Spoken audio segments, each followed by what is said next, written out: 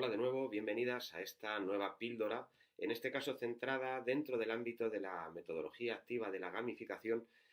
Vamos a abordar el caso del escape room educativo como estrategia de actuación en el aula. Vamos a verlo brevemente y voy a aportar un ejemplo de utilización de esta estrategia dentro de la metodología de la gamificación para el ámbito universitario. El escape room es evidente que es una alternativa de ocio, que en la población universitaria es de consumo muy frecuente. No es de extrañar encontrar a estudiantes universitarios, a personas de edad universitaria, que participan de manera habitual en actividades de escape room planificadas, como actividad de ocio o como actividad de entretenimiento. En estas actividades, en el escape room, el reto en lo que consiste es en escapar de una zona. Para escapar de esa zona hay que superar diferentes desafíos que permiten hallar una clave, una llave que permite abrir la puerta de salida, y para ello deben investigar y resolver diferentes retos que se van planteando dentro de una sala en la que han quedado atrás. Las metodologías que se siguen permiten que obligan más bien a que tengan que resolver todos esos retos antes de que transcurra un tiempo determinado, antes de que se produzca el final de una cuenta regresiva que indicaría que han perdido el juego y que no han podido escapar. Es una actividad que evidentemente se relaciona de una manera muy directa tanto con la gamificación como con el aprendizaje basado en juegos. Dependiendo un poco dónde pongamos el foco y dónde realmente se muestre el interés, si el interés está más orientado hacia el aprendizaje o está orientado sobre todo a la motivación hacia la resolución del juego, está relacionado con uno o con otro. Por tanto, su aplicación directa en el aula universitaria es de extrema utilidad. ¿En qué consiste? Pues consiste en plantear una experiencia vivencial, una experiencia que vivan en primera persona, que además les va a conducir a desarrollar aprendizajes tanto por descubrimiento como por experimentación, desarrollando habilidades transversales para ello. Como la experiencia es vivencial, vivida en primera persona, de manera individual o colectiva en pequeños grupos, va a promover la motivación hacia la acción, y por tanto el aprendizaje no solamente va a ser por descubrimiento y experimentación, el aprendizaje en sí va a ser un aprender haciendo, un aprendizaje a partir de la acción directa.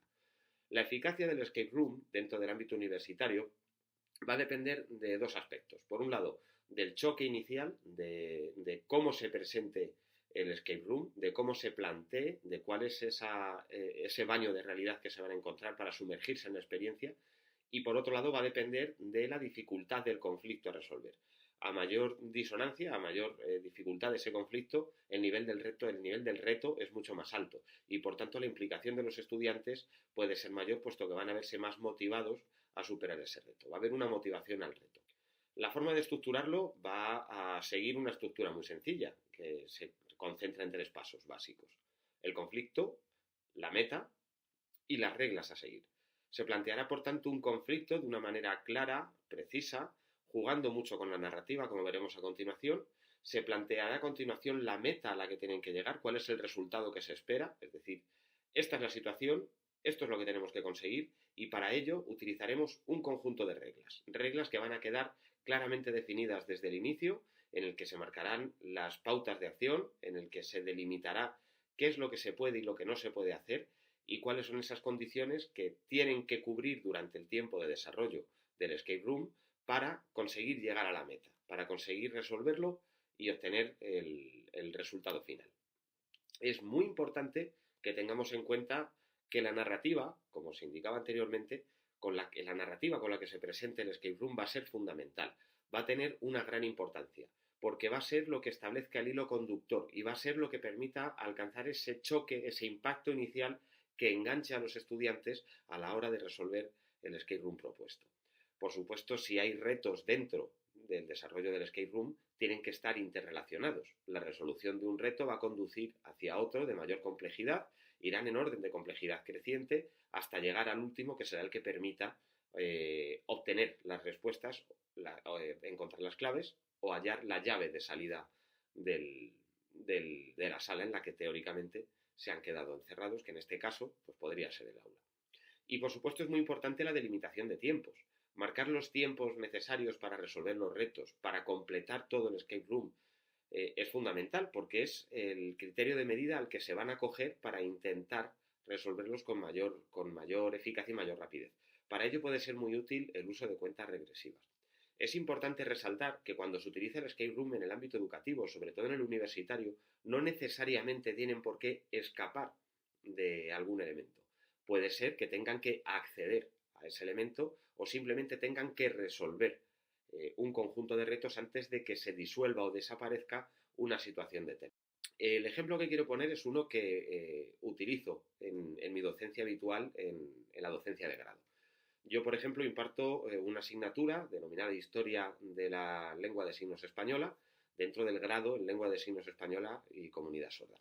Se les planteó un escape room en el que se utilizó precisamente la cuenta regresiva, en el que se planteó un conflicto, en el que se plantearon unas reglas que describiremos a continuación y en el que se consiguió una participación muy intensa por parte de los estudiantes. Todo el grupo se involucró de una manera muy activa y conseguimos abordar un conjunto de contenidos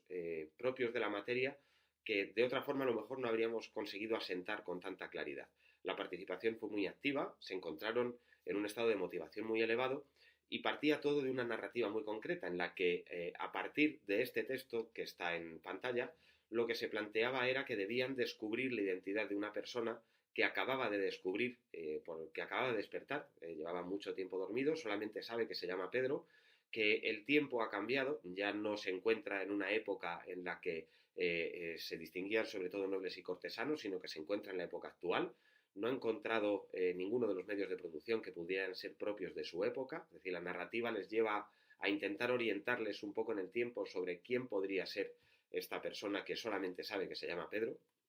y les sitúa también en un contexto histórico en el que conoce a una persona específica, que en este caso es el pionero en la educación de personas sordas en España, que es Fray Pedro Ponce de León. Se les dice que se llaman igual, los dos tienen el mismo nombre Pedro, y también descubre que hay un libro de 1919 que se llama Tratado Legal sobre los Mudos. Este libro, específicamente, lo escribirá el autor que están intentando descubrir, pero que todavía no se ha abordado en los contenidos. Se les plantea que tienen 1 hora y 30 minutos para poderles ayudar, porque en ese tiempo se va a incluir no solo la resolución del escape room, sino la puesta en común de los contenidos, de los descubrimientos que han hecho y de los posibles aprendizajes que ya hayan realizado dentro de esta sesión, para evitar que, una vez transcurrido ese tiempo, esta persona pierda la memoria, pierda la razón, se pierda en el tiempo y se pierda todo su trabajo. De esta manera se les plantea un conjunto de preguntas que tienen que responder de manera consecutiva, tienen un orden de complejidad creciente, se les facilita el acceso a datos de manera que puedan utilizar sus dispositivos móviles o portátiles para poder buscar y recuperar información. A partir de las pistas que se les ha dado en ese texto introductorio, en esa narrativa, ellos tienen que identificar la información necesaria para poder identificar al autor y, por último, saber qué características tiene el trabajo que había realizado, que en realidad lo que consiste ese trabajo es en garantizar los derechos de las personas sordas en el siglo XVI. Se les plantearon las reglas al inicio, indicando que disponían de 45 minutos para responder a esas 3 cuestiones, puesto que al finalizar se haría una puesta en común, se resolvería utilizando al docente como guía y como orientador en el descubrimiento de la información. El docente, además, se les indica desde el inicio que solamente puede aportar una pista por grupo, bajo demanda de ese grupo. La clase se dividió, por tanto, en pequeños grupos de 4 personas que pudieran trabajar entre sí.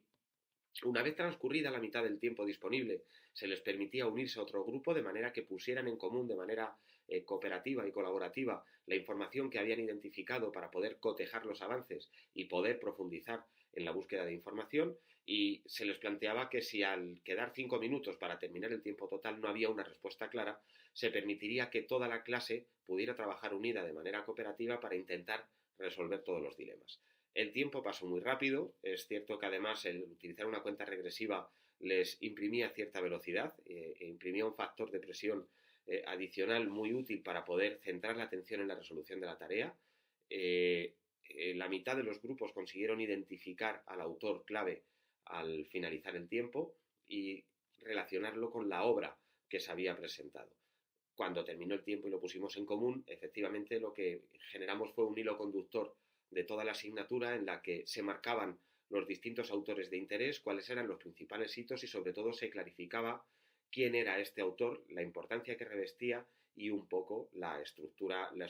del trabajo que había realizado y la importancia que presenta en la educación de las personas sordas. Espero que esta información pues, os haya sido de interés, que el ejemplo os pueda motivar para intentar trasladarlo a vuestras aulas cuando tengáis ocasión